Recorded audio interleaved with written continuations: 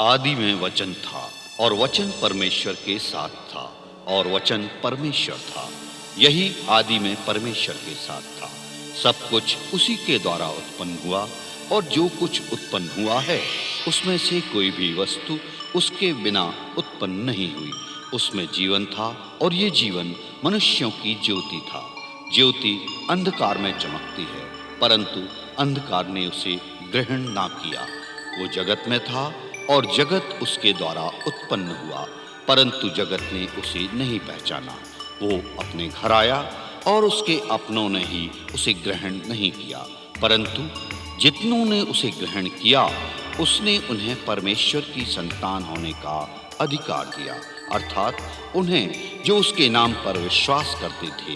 वे ना तो रक्त से, ना शरीर की इच्छा से और ना मनुष्य की इच्छा से उत्पन्न हुए हैं, परंतु परमेश्वर से उत्पन्न हुए हैं।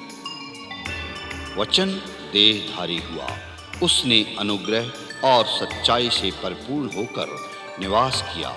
हमने उसकी ऐसी महिमा देखी जैसी पिता के इकलौते पुत्र की महिमा। उसके अनुग्रह की परिपूर्णता से हम सब ने अनुग्रह प्राप्त किया, अर्थात अनुग्रह पर अनुग्रह, क्योंकि व्यवस्था तो मूसा के द्वारा की गई थी, परंतु अनुग्रह और सच्चाई यीशु मसीह के द्वारा पहुंची। परमेश्वर को किसी ने कभी नहीं देखा, परंतु एकमात्र परमेश्वर पुत्र ने, जो पिता की गोद में है, उसे प्रकट किया।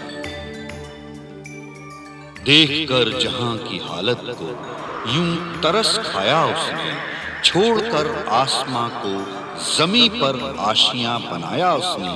मुंह फेर कर क्यों चला, फिर भी ऐ नादान इंसान, तेरी ही खातिर अपने आप को सूली पर चढ़ाया उसने।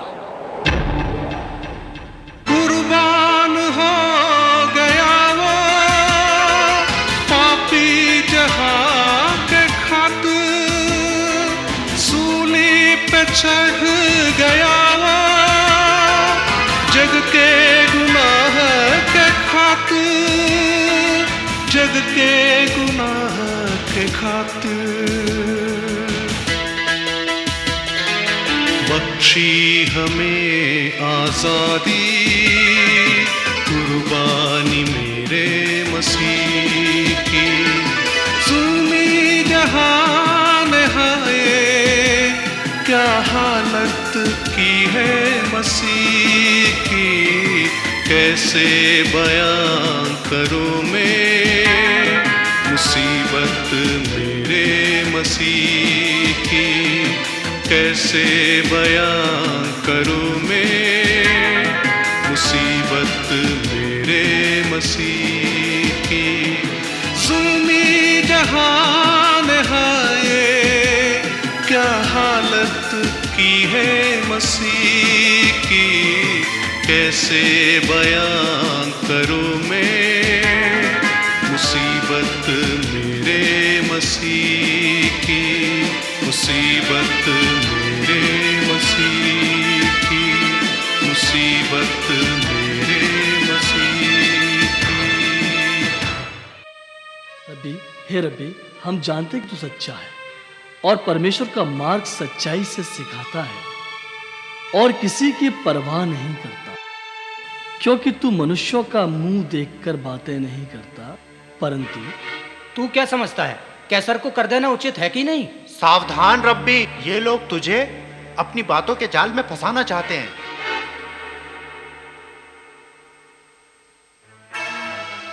हे कपटियों, मुझे क्यों परखते हो? कर का सिक्का मुझे दिखाओ।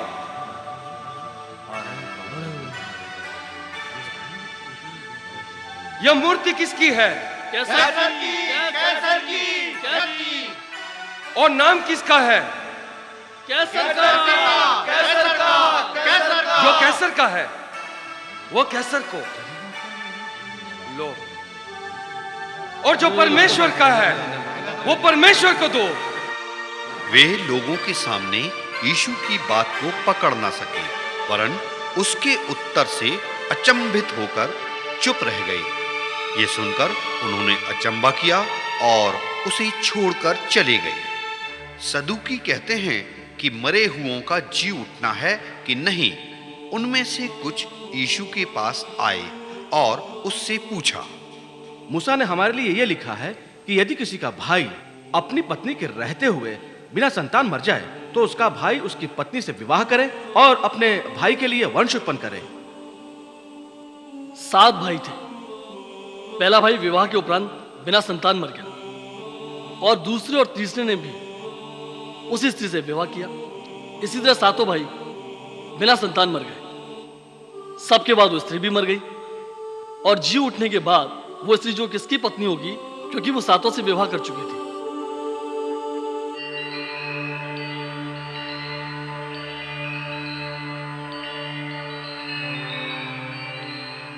तुम पवित्र शास्त्र और परमेश्वर की सामर्थ नहीं जानते, इस कारण भूल में पड़ गए हो, क्योंकि जी उठने पर ब्याह शादी न होगी, परंतु वे स्वर्ग में परमेश्वर के दूतों के नाई होंगे।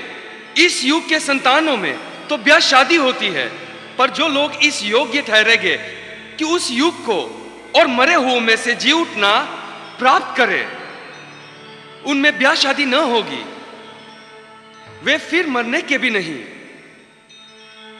क्योंकि वे स्वर्ग दूतों के समान होंगे और जी उठने के संतान होने से परमेश्वर के भी संतान होंगे। परंतु इस बात को कि मरे हुए जी उठते हैं, मूसा ने भी जाड़ी की कथा में प्रकट की है कि वह प्रभु को इब्राहिम का परमेश्वर और इसहाक का परमेश्वर और याकूब का परमेश्वर कहता है। परमेश्वर तो मुर्दों का नहीं, परंतु जीवितों का परमेश्वर है, क्योंकि उसके निकट सब जीवित है। सो तुम बड़ी भूल में पड़े हो।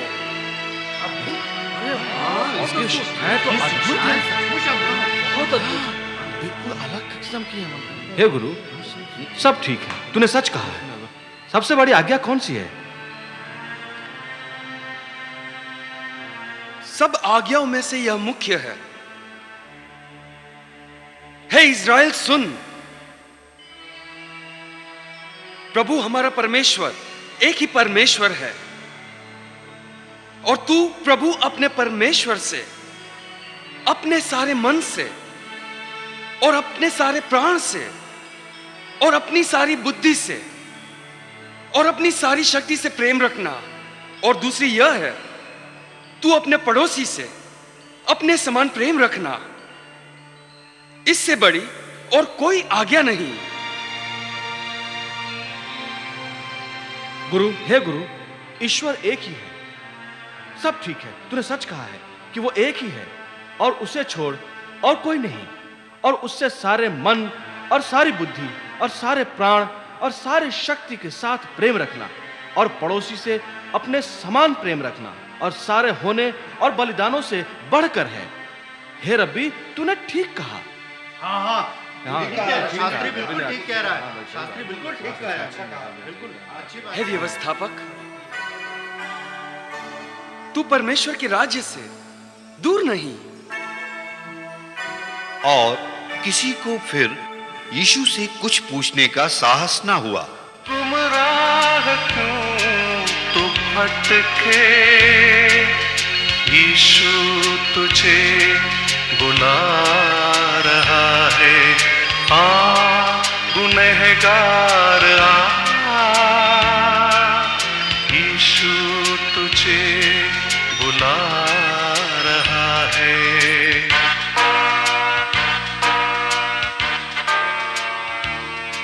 मसीह के विषय में तुम क्या समझते हो? वह किसकी संतान है? वो दाऊद की संतान है। तो दाऊद आत्मा में होकर उसे प्रभु क्यों कहता है? बोलो, उससे प्रभु क्यों कहता है कि प्रभु ने मेरे प्रभु से कहा, मेरे दाहिने बैठ, जब तक कि मैं तेरे शत्रुओं को तेरे पांव के नीचे न कर दूं। भला जब दाऊद उसे प्रभु कहता है तो वह उसका पुत्र क्यों कर ठहरा? इसके उत्तर में कोई भी एक बात ना कह सका। उस दिन से यीशु से किसी को कुछ भी पूछने का साहस ना शास्त्रियों से हुआ। चौकस रहो, जिनको लंबे लंबे वस्त्र पहने हुए फिरना भाता है और जिन्हें बाजारों में नमस्कार और सभाओं में मुख्य आसन और जेवनारों में मुख्य स्थान प्रिय लगते हैं। वे विधवाओं के घर खा जाते हैं और दिखाने के लिए बड़ी देर तक प्रार्थना करते हैं। ये बहुत ही दंड पाएंगे। रब्बी, शास्त्री और फरीसी अपने आप को मूसा की गद्दी का अधिपति और उत्तराधिकारी समझते हैं। शास्त्री और फरीसी मूसा की गद्दी पर बैठे हैं, इसलिए वे तुमसे जो कुछ कहे वह करना और मानना, परंतु उनके से काम मत करना, क्योंकि वे कहते तो है पर करते नहीं। वे एक ऐसे भारी बोझ को जिनको उठाना कठिन है बांधकर उन्हें मनुष्यों के कांधों पर रखते हैं, परंतु आप उन्हें अपनी उंगली से भी सरकाना नहीं चाहते। तुझे हमारे विषय में ऐसी बात करने की हिम्मत कैसे हुई? हाँ, जो भी हम करते हैं लोगों से छिपा नहीं है। वे अपने सब काम लोगों को दिखाने के लिए करते हैं। वे अपने ताबीजों को चौड़े करते हैं और अपने वस्त्रों की कोरे बढ़ाते हैं, और मनुष्य में रब्बी कहलाना उन्हें भाता है। हाँ प्रभु, उन्हें रब्बी कहलाना अच्छा लगता है। परंतु तुम रब्बी न कहलाना, क्योंकि तुम्हारा एक ही गुरु है और तुम सब भाई भाई हो। प्रभु, मैं उनका चेला था और वे चाहते थे कि मैं उन्हें पिता कहूं। हाँ, और पृथ्वी पर किसी को अपना पिता न कहना, क्योंकि तुम्हारा एक ही पिता है जो स्वर्ग में है। तो मैं तुझे क्या कहूं? हे मेरे पुत्र, तू मुझे पिता कह सकता है, परंतु उसके कहने का अर्थ यह है कि किसी याजक या गुरु को उनको पिता ना कहना। अच्छा, अब मैं समझा। और स्वामी भी न कहलाना, क्योंकि तुम्हारा एक ही स्वामी है, अर्थात मसीह। जो तुम में बड़ा हो वह तुम्हारा सेवक बने, और जो कोई अपने आप को बड़ा बनाएगा वह छोटा किया जाएगा, और जो कोई अपने आप को छोटा बनाएगा वह बड़ा किया जाएगा।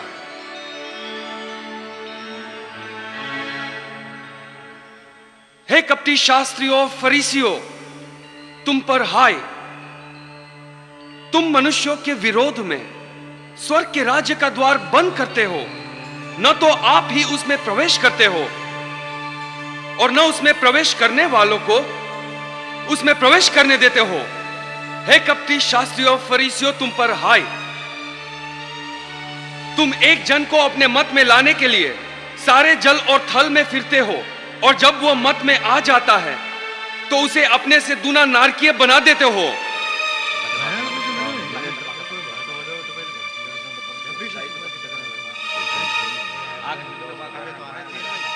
मैं मंदिर की शपथ खाकर कहता हूं, मैं निर्दोष हूं।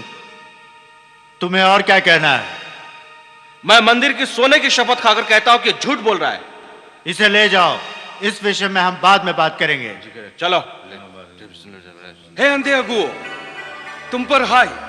तुम जो कहते हो कि यदि कोई मंदिर की शपथ खाए तो कुछ नहीं, परंतु यदि कोई मंदिर के सोने की शपथ खाए तो उसे बंध जाएगा। हे मूर्खों और अंधों, कौन बड़ा है, सोना या मंदिर जिससे सोना पवित्र होता है? फिर कहते हो कि यदि कोई वेदी की शपथ खाए तो कुछ नहीं, परंतु जो भेंट उस पर है यदि कोई उसकी शपथ खाए तो बन जाएगा। हे अंधों, कौन बड़ा है, भेंट या वेदी जिसमें भेंट पवित्र होती है? इसलिए जो वेदी की शपथ खाता है वह उसकी, और जो कुछ उस पर है उसकी भी शपथ खाता है, और जो मंदिर की शपथ खाता है वह उसकी और उसमें रहने वालों की भी शपथ खाता है। और जो स्वर्ग की शपथ खाता है वह परमेश्वर के सिंहासन की और उस पर बैठने वाले की भी शपथ खाता है। हे रब्बी, उनकी तरह मैं भी अपनी कमाई का 10वां अंश देता हूं। पर जब सिपाहियों ने हमें जोर दिया कि हम उसे कुछ और दें, और जब मैंने नहीं दिया, तब उसने मेरे विरोध में एक योजना बनाई। हाँ रब्बी, मैं सच कह रहा हूं।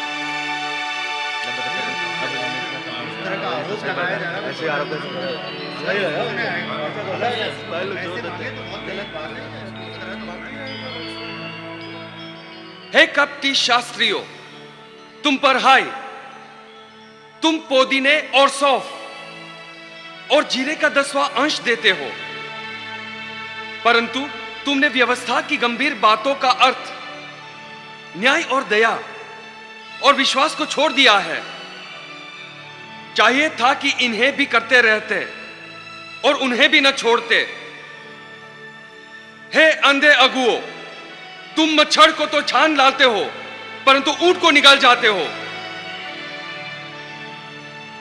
रब्बी, उन्होंने बहुत सारे रीति रिवाज बनाए हैं जिसको शास्त्र नहीं मानता है, फिर भी वो उसे मानने के लिए हमें बाध्य करते हैं।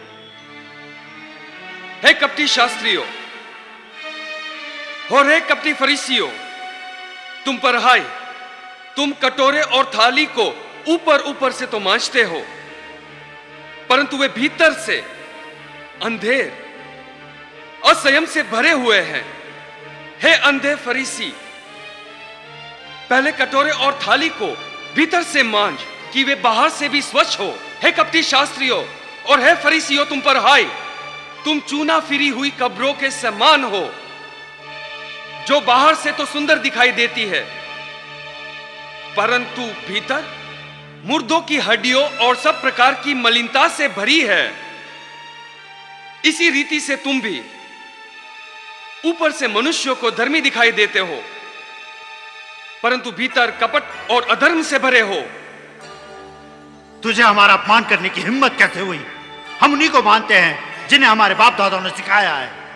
हे कपटी शास्त्रियों और फरीसियों, तुम पर हाय,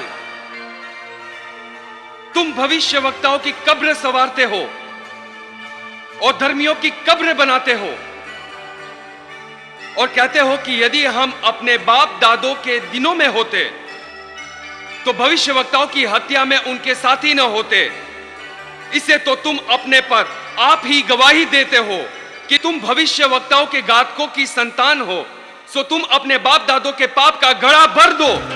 मोहब्बत दिखा के जो यीशु के पीछे चला था, इस चेहरे के पीछे बेवफा, इस चेहरे के पीछे बेवफा एक चेहरा छिपा था। हे सांपों और हे करेतों के बच्चों, तुम नरक के दंड से क्यों कर बचोगे? इसलिए देखो, मैं तुम्हारे पास भविष्यवक्ताओं और बुद्धिमानों और शास्त्रियों को भेजता हूं, और तुम उनमें से कितनों को मार डालोगे और क्रूस पर चढ़ाओगे, और कितनों को अपनी सभाओं में कोड़े मारोगे और एक नगर से दूसरे नगर में खदेड़ते फिरोगे। जिसे धर्मी हाबिल से लेकर बिरिक्या के पुत्र जकरिया तक, जिसे तुमने मंदिर और वेदी के बीच में मार डाला था, जितने धर्मियों का लहू पृथ्वी पर बहाया गया है, वह सब तुम्हारे सिर पर पड़ेगा। मैं तुमसे सच कहता हूं, ये सब बातें इस समय के लोगों पर आ पड़ेगी।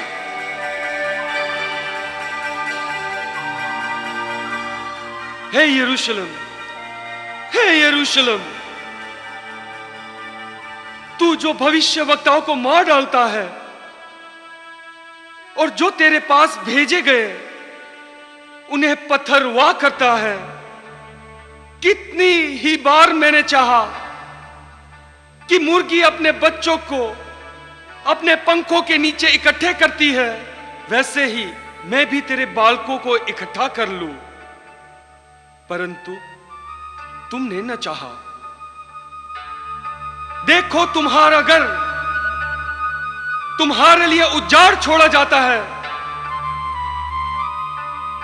क्योंकि मैं तुमसे कहता हूं कि अब से जब तक तुम न कहोगे कि धन्य है वह जो प्रभु के नाम से आता है, तब तक तुम मुझे फिर कभी न देखोगे।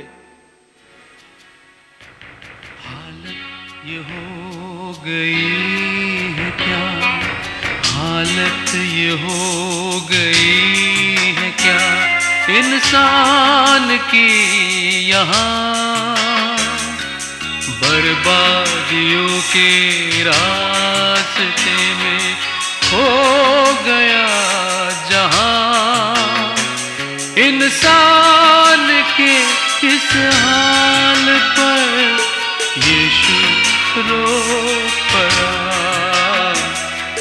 यीशु रो पड़ा। मैं तुमसे सच कहता हूं कि मंदिर के भंडार में डालने वालों में से इस कंगाल विधवा ने सबसे बढ़कर डाला है, क्योंकि सबने अपने धन की बढ़ती में से डाला है, परंतु इसने अपनी घटी में से डाला है, जो कुछ उसका था, अर्थात अपनी सारी जीविका डाल दी है। बहुत धनवानों ने बहुत कुछ डाला, इतने में एक कंगाल विधवा ने आकर 2 दमड़ियां जो एक अधेले के बराबर होती थीं डाली।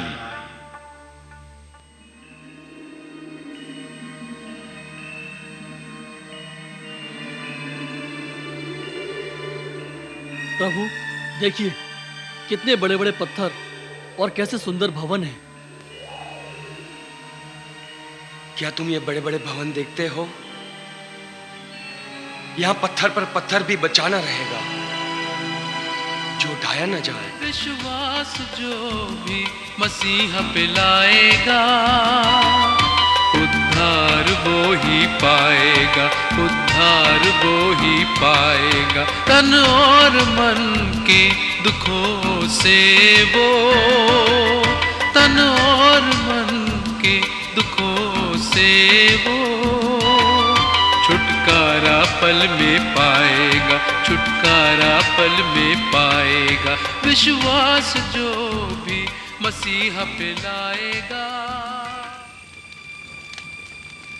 हे प्रभु, ये बातें कब होंगी? और जब ये बातें पूरी होने पर होंगी, तब उस समय का क्या चिन्ह होगा? हे प्रभु, क्या तू हमसे ये कह सकता है कि ये सब बातें कब कब होंगी? हे प्रभु, तेरे आने का और जगत के अंत का क्या चिन्ह होगा? सावधान रहो, कोई तुम्हें भरमाने न पाए।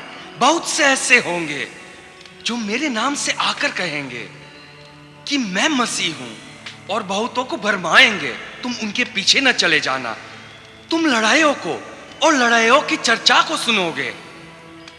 देखो, घबरा न जाना, क्योंकि इनका होना आवश्यक है, परंतु उस समय अंत न होगा, क्योंकि जाति पर जाति और राज्य पर राज्य चढ़ाई करेगा, और जगह जगह अकाल पड़ेंगे और भूई डोल होंगे। ये सब बातें पीड़ाओं का आरंभ होगी। तब वे क्लेश दिलाने के लिए तुम्हें पकड़वाएंगे और तुम्हें मार डालेंगे, और मेरे नाम के कारण सब जातियों के लोग तुमसे बैर रखेंगे। परंतु तुम अपने विषय में चौकस रहो, क्योंकि लोग तुम्हें महासभाओं में सौंपेंगे और तुम पंचायतों में पीटे जाओगे, और मेरे कारण हाकिमों और राजाओं के सामने पीटे जाओगे, ताकि उनके लिए गवाही हो। पर अवश्य है कि पहले सुसमाचार सब जातियों में प्रचार किया जाए, जब वे तुम्हें ले जाकर सौंपेंगे तो पहले से चिंता मत करना कि हम क्या कहेंगे, क्योंकि मैं तुम्हें ऐसा बोल और ऐसी बुद्धि दूंगा कि तुम्हारे सब विरोधी सामना या खंडन न कर सकेंगे। जो कुछ तुम्हें उसी घड़ी बताया जाए वही कहना, क्योंकि बोलने वाले तुम नहीं हो परंतु पवित्र आत्मा है। तुम्हारे माता पिता और भाई और कुटुंब और मित्र भी तुम्हें पकड़वाएंगे, यहां तक कि तुम में से कितनों को मरवा डालेंगे और मेरे नाम के कारण सब लोग तुमसे बैर करेंगे। पर जो अंत तक धीरज धरे रहेगा उसी का उद्धार होगा। परंतु तुम्हारे सिर का एक बाल भी बांका न होगा। अपने धीरज से तुम अपने प्राणों को बचाए रखोगे।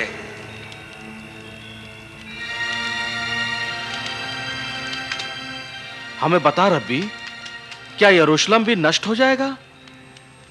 हे प्रभु, उन दिनों में वो कैसा होगा? हाँ रब्बी, बता हमें वो कैसा होगा। सो जब तुम उस उजाड़ने वाली घृणित वस्तु को, जिसकी चर्चा दनियल भविष्यवक्ता के द्वारा हुई थी, पवित्र स्थान में खड़ी हुई देखो, जब तुम यरूशलेम को ऐसे सेनाओं से गिरा हुआ देखो तो जान लेना कि उसका उजड़ जाना निकट है।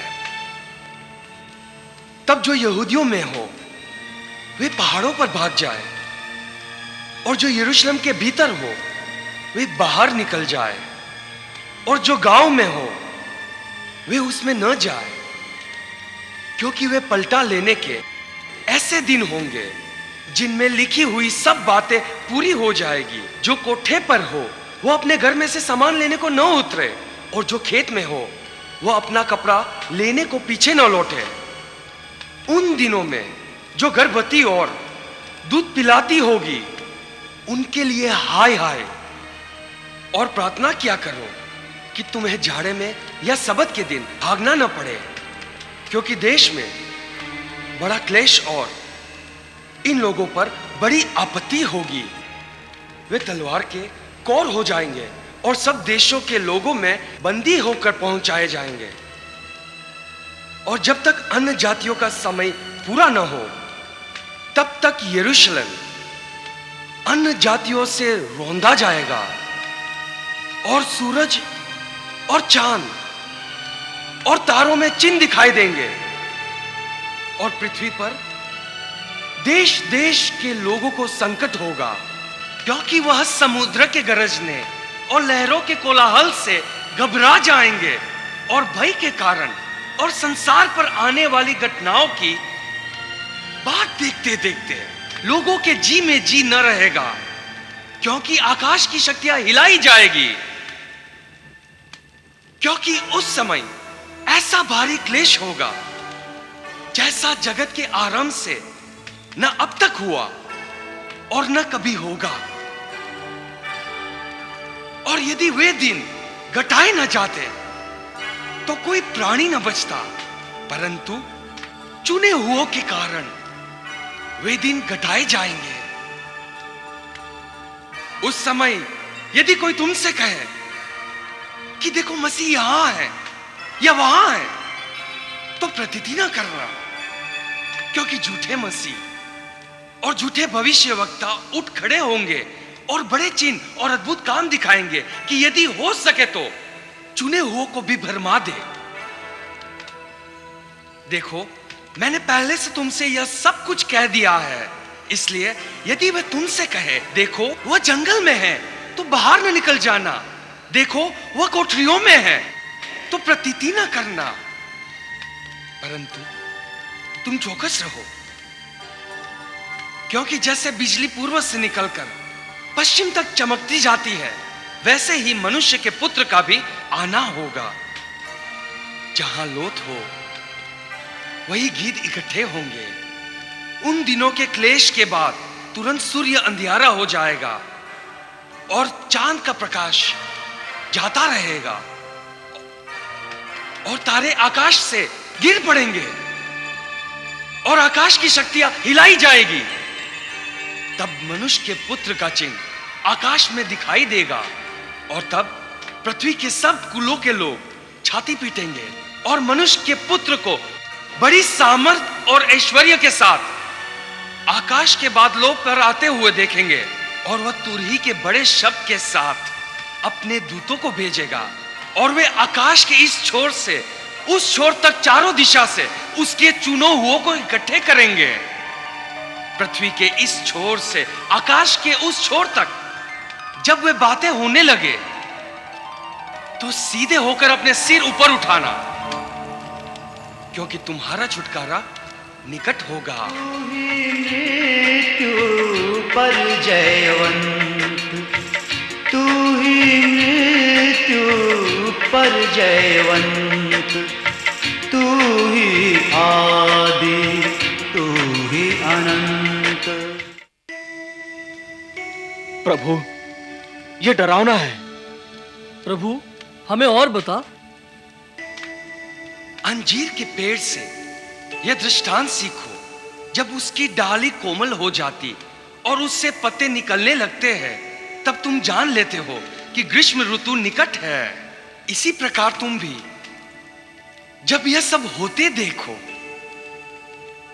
तो जान लेना कि परमेश्वर का राज्य निकट है। मैं तुमसे सच कहता हूं, जब तक ये सब बातें पूरी न हो जाए, इस पीढ़ी का अंत न होगा। आकाश और पृथ्वी टल जाएंगे, परंतु मेरे वचन कभी न टल जाएंगे। परंतु प्रभु, ये सब कब होगा? हमें बताना प्रभु। बताना। उस दिन और उस घड़ी के विषय में कोई नहीं जानता, न स्वर्ग के दूत, न पुत्र, परंतु केवल पिता। जैसे नूह के दिन थे, वैसे ही मनुष्य के पुत्र का आना भी होगा।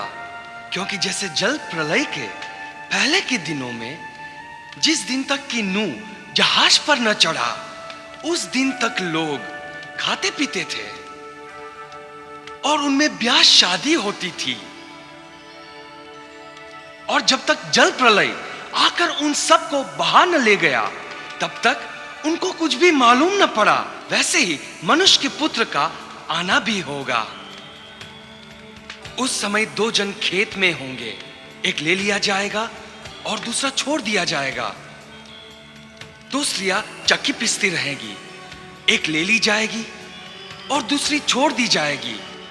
इसलिए जागते रहो, क्योंकि तुम नहीं जानते कि तुम्हारा प्रभु किस दिन आएगा। परंतु यह जान लो कि यदि घर का स्वामी जानता होता कि चोर किस पहर आएगा, तो जागता रहता और अपने घर में सेंध लगने न देता। इसलिए तुम भी तैयार रहो, क्योंकि जिस घड़ी के विषय में तुम सोचते भी नहीं हो, उसी घड़ी मनुष्य का पुत्र आ जाएगा। देखो, जागते और प्रार्थना करते रहो, क्योंकि तुम नहीं जानते कि वह समय कब आएगा। इसलिए जागते रहो, क्योंकि तुम नहीं जानते कि घर का स्वामी कब आएगा, सांझ को या आधी रात को, या मूर्ख के बांग देने के समय, या भोर को। ऐसा न हो कि वह अचानक आकर तुम्हें सोते पाए। और जो मैं तुमसे कहता हूं, वही सबसे कहता हूं, जागते रहो, जागते रहो।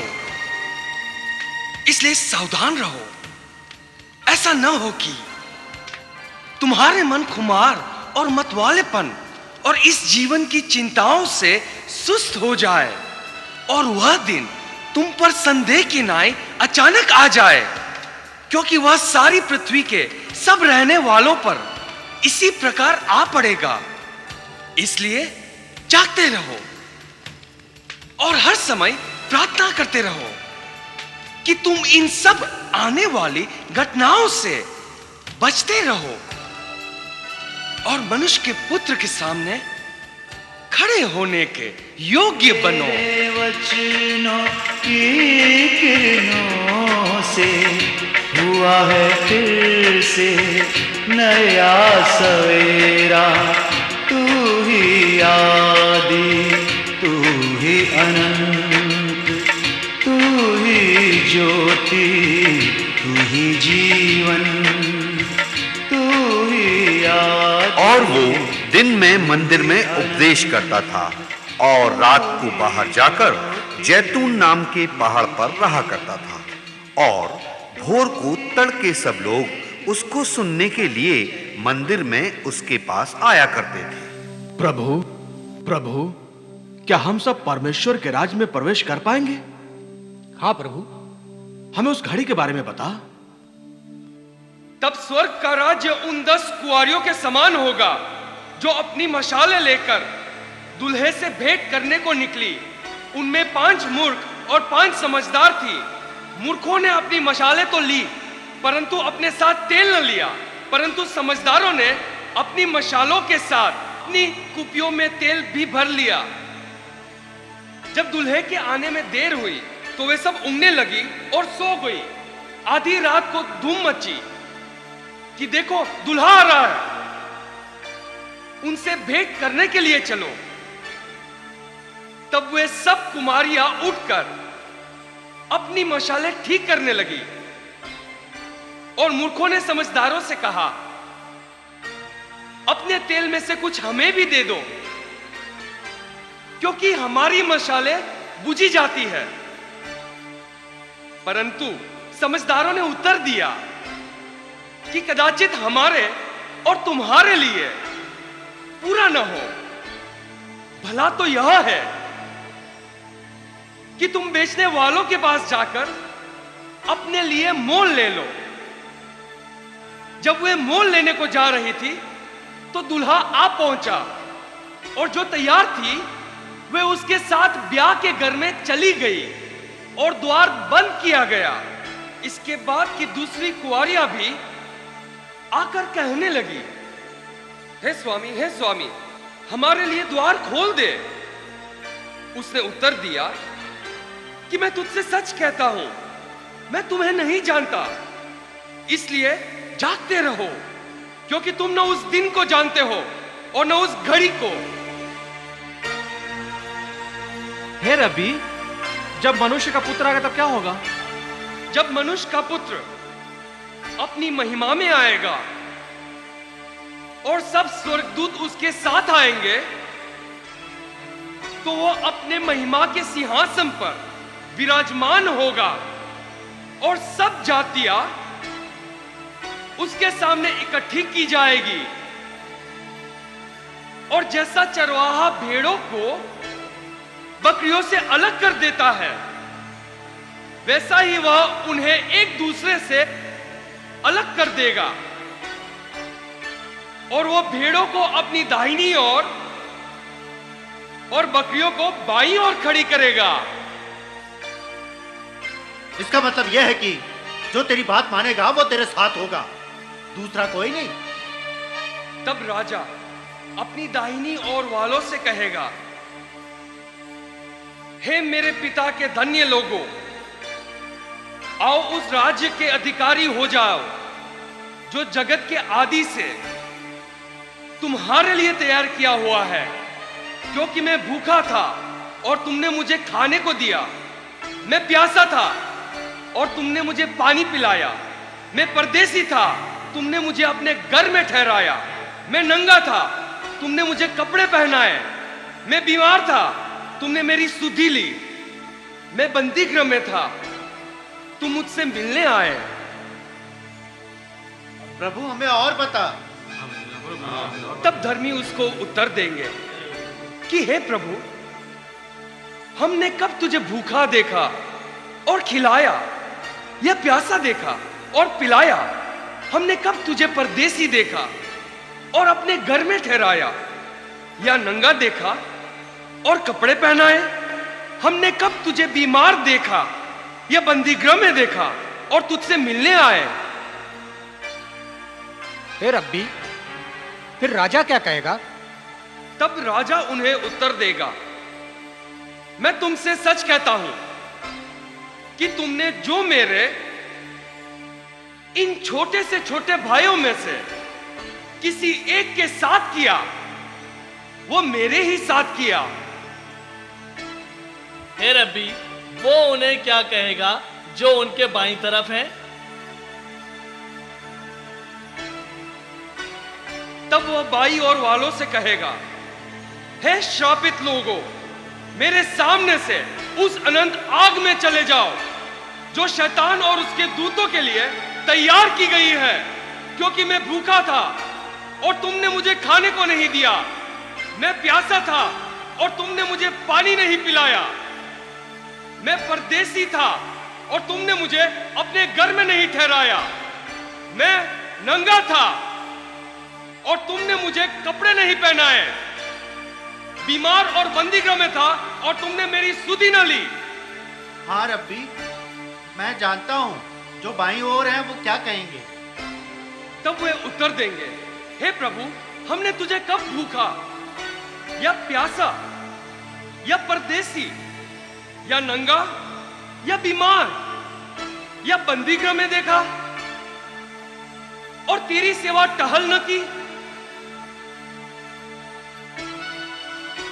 हाँ रब्बी, मैं भी जानता हूं कि राजा क्या उत्तर देगा। तब वो उन्हें उत्तर देगा, मैं तुमसे सच कहता हूं कि तुमने जो इन छोटों से छोटों में से किसी एक के साथ नहीं किया, वो मेरे साथ भी नहीं किया। हाँ, पर हे रब्बी, फिर उन्हें क्या होगा? और यह अनंत दंड भोगेंगे, परंतु धर्मी अनंत जीवन में प्रवेश करेंगे। गुनहगार यीशु तुझे बुला रहा है।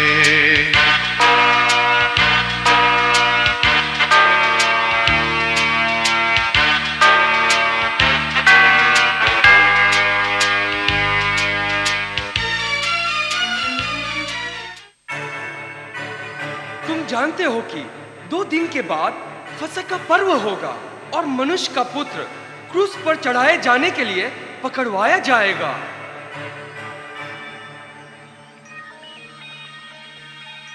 तब महायाजक और लोगों के धर्मवृद्ध कैफा नाम के महायाजक के आंगन में इकट्ठे हुए और आपस में विचार करने लगे कि यीशु को कैसे छल से पकड़कर मार डालें। हाँ, परंतु पर्व के समय नहीं। कहीं ऐसा ना हो कि लोगों में बलवा मच जाए। सही बात। जब यीशु बेतनिया में शिमोन कोढ़ी के घर में था, तो वहां उन लोगों ने उसके लिए भोजन तैयार करवाया और मार्था सेवा कर रही थी और लाजर उनमें से एक था जो उसके साथ भोजन करने के लिए बैठे थे। तब मरियम एक बहुमूल्य इत्र लेकर आई।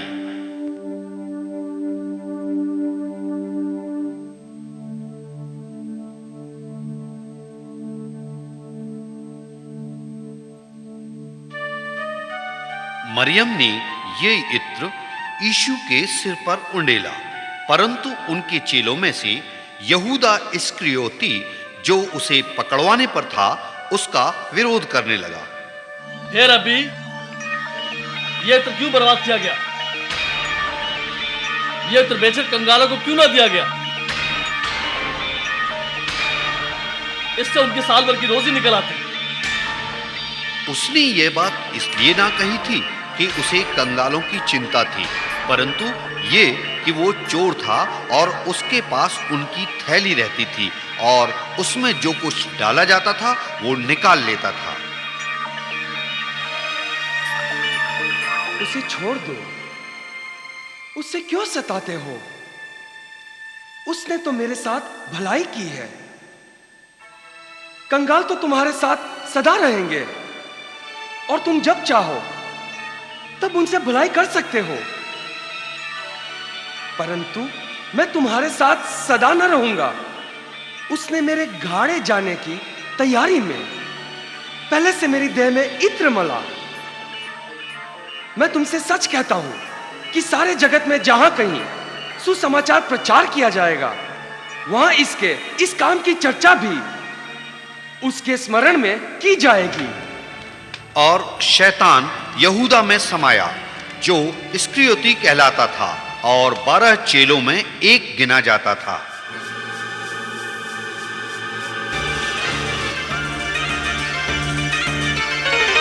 मोहब्बत दिखा के जो यीशु के पीछे चला था, मोहब्बत दिखा के जो यीशु के पीछे चला था, इस चेहरे के पीछे बेवफा, इस चेहरे के पीछे बेवफा चेहरा छिपा था। मोहब्बत दिखा के जो यीशु के पीछे चला था।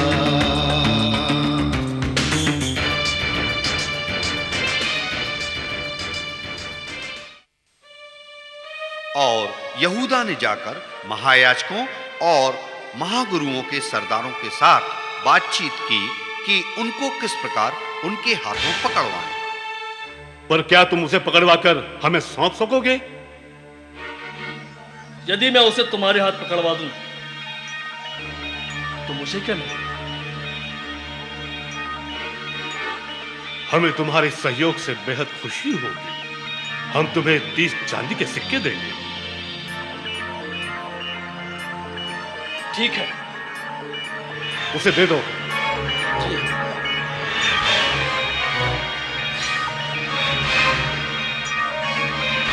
हमें उम्मीद है तुम हमारे साथ छल नहीं करोगे। नहीं, कभी नहीं। मेरा विश्वास करो। अब कैसे और कब हम तुमसे संकेत पाएंगे? बहुत जल्द। मैं मौके की ताक पर रहूंगा और जैसे ही भीड़ हटेगी मैं फौरन तुम्हें संकेत करूंगा। जीवन में जिसको मीत बनाया, यीशु से उसने की बेवफाई, कदम कदम पे अपनों से ही प्रभु के मन ने ठोकर खाई।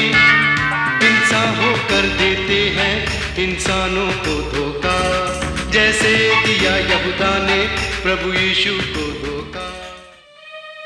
मुझे अब भी उस पर संदेह है। क्यों? जब वो अपने स्वामी से छल कर सकता है तो हमसे भी कर सकता है। नहीं, वो हमारे साथ ऐसा नहीं करेगा। उसने अपना विश्वास इस यीशु से पहले ही खो दिया है। फिर भी मैं सोचता हूं कि हमें इस पर आंख रखनी चाहिए। रब्बी, बैतनिया में एक बड़ी भीड़ उस झूठे भविष्यवक्ता को देखने एकत्रित हुई है। लेकिन उन लोगों को कैसे पता चला कि वो बैतनिया में है? जैसे ही उसने लाजर को मरे हुए में से जिलाया, वो और भी प्रचलित हो गया। वे सब उस झूठे भविष्यवक्ता को देखने को बहुत उत्सुक हैं। हमें उसे फौरन मरवा देना चाहिए, इससे पहले कि यह खबर सारे राज्य में फैले। ये ठीक कहते हैं। मैं सुझाव देता हूं इसी तरह लाजर को भी मार डालो। उसे क्यों? क्योंकि इसी के कारण बहुत से यहूदी इस मनुष्य यीशु के पीछे हो रहे हैं। अच्छा सुझाव है। अच्छा सुझाव। अच्छा सुझाव। अच्छा सुझाव है। बहुत बढ़िया। आवाज तुझको दे रहा है, गुनहगार राजा। मार्ग हूँ मैं मुक्ति का, आ तू मेरे पास आ जा। ऐसी बुलाहट है तेरे लिए मेरे प्रभु की आस। कलवरी से बह रही है खून की जो धार। ये है मेरे लिए मेरे मसीहा का प्यार। कलवरी से बह रही है खून की जो धार।